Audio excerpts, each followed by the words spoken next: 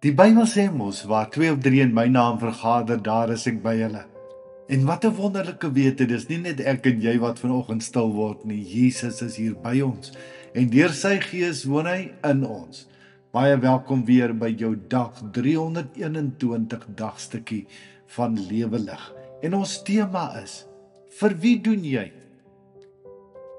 2 Kronieke 2 vers 5.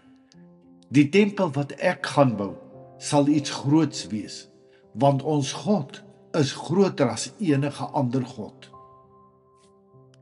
My hande werk, wys wie in my hart woon en werk, en my hart behoort aan Jesus. Vir wie doen jy? Ek was in Pick n Pay en het my trolley motor toegestoot. Ek het die kruideniers ingelaai en wou die trolley sommer daar op die eerste en beste plek los. Dis toe dat die gedagte by my opkom: nee, Sjaal, jy is 'n koningskind. Jy doen die regte ding. So by so het ek met so skaam in my hart die trolley teruggevat na waar al die ander trollies gestaan het. Ewe skielik het ek besef dat kind van God beteken dat ek getrou moet wees in die kleinste van dingetjies, want ek doen wat ek doen nie vir mense nie, maar vir God. Dis iets baie eenvoudig, maar as jy begin oplet, dan begin jy vir jouself skaam kry hoor. Salomo het nie net 'n tempel gebou nie, hy het sy hart vir God gegee. Hy het geweet wat ek bou en hoe ek bou hang af van hoe ek voel oor die een vir wie ek dit bou. Daarom het hy nie maar net nog iets gebou nie. Hy het die beste seders, die beste goud, die beste ambagsmanne gekies, want sy God was nie 'n veraf koning nie. Hy was sy alles, sy beste vriend. Net so bepaal ons verhouding met God ook wat ons doen en hoe ons dit gaan doen.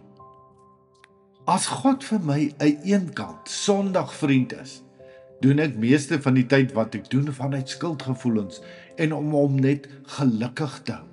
Dan werk jy Maandag tot Saterdag vir jouself en gee jy hom dalk so 'n stukkie van Sondag. Maar as hy jou eerste liefde is, as jy elke oggend wakker word en dink, Here, ek is mal oor U, ek is lief vir U, dan verander alles.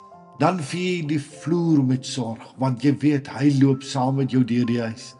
Dan tik jy daai e-pos met eerlikheid en deeglikheid, want jy weet hy lees oor jou skouer. Dan ry jy nie oor rooi robotte nie, want jy wil hom nie teleurstel nie.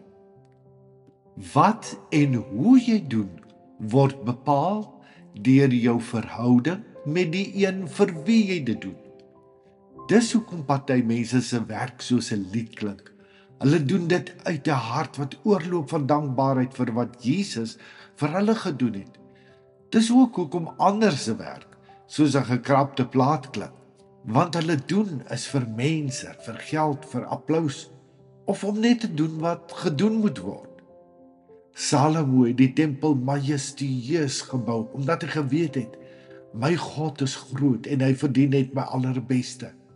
Maar bo alles het hy dit pragtig en perfek gebou, omdat hy God lief gehad het. Vandag vra die Here een ding vir jou en my. Wat is ek vir jou? Is ek jou God of jou geliefde? Is ek jou baas of jou beste vriend? Hoe jy hierdie vraag beantwoord, gaan bepaal hoe jy vandag jou koffie maak, jou kinders groet, jou werk doen, jou woorde kies, jou tyd gebruik, jou geld gee. Want jou hande se werk word bepaal deur wie in jou hart woon en werk. 'n Hart wat vir Jesus klop, slaan nie 'n spykertjie halfpad in nie. Iets om oor na te dink. Hoekom dink jy, doen ons baie keer dinge so half-half, net om so gou as moontlik klaar te kry? Wat kan ons doen om met ons doen vir die wêreld te wys, vir wie ons dit regtig doen? Hoe gaan jy vandag begin om getrou te wees in die klein dingetjies? Here Jesus, trek my vandag nader aan U hart. Laat ek U so lief kry dat my werk, my woorde en my hele lewe net een groot ek is mal oor U woord. Laat alles wat ek vandag doen die geur dra van 'n kind wat sy Vader oneindig liefhet. Amen. Mag jy 'n wonderlike en geseënde week hê en kom ek en jy gaan wys vir die wêreld met ons doen wie in ons hart woon en vir wie ons dit alles doen. Sakke vol seën vir jou, liefde groete, Shaal Botha. Om elke dag 'n dagstukkie van Lewelig per WhatsApp te ontvang, kan jy net jou naam en nommer stuur na die nommer wat hier vir jou aangedui is. Dan sit ons jou op 'n groep. Jy is ook meer as welkom om ons Lewelig Gemeenskapsblad op Facebook of ons Lewelig Gemeenskap YouTube kanaal te besoek. Shalom.